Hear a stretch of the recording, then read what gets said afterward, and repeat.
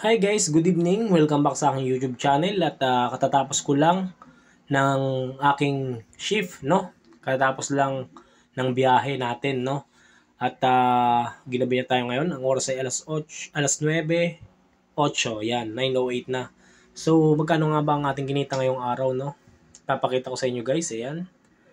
Ang kinita guys natin is, ayan, nalagapak sa loob ng 7 hours. 1,349.22. Ayan, naka 1,349 tayo mga kaibigan.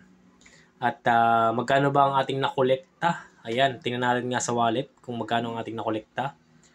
Ayan, 4,158.22 ang ating nakolek. Ayan, so mag-remit muna tayo.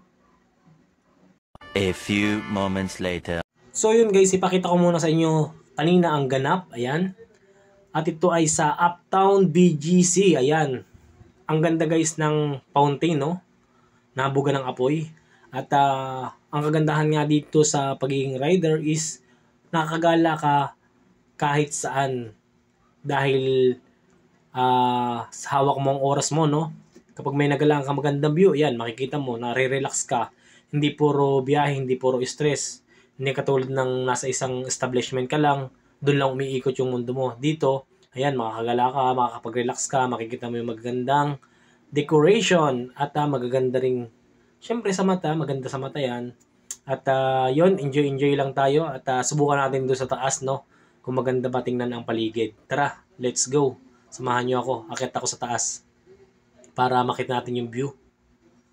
12 seconds later. So, ayun na yan nga guys. At nandito na tayo sa taas ng Uptown Mall BGC sa may Bonifacio, no? At pakita ko lang sa inyo guys yung view dito sa taas. Kung mas maganda ba tingnan. Ayan, comment naman kayo sa baba kung maganda ba sa area na ito. Ayan.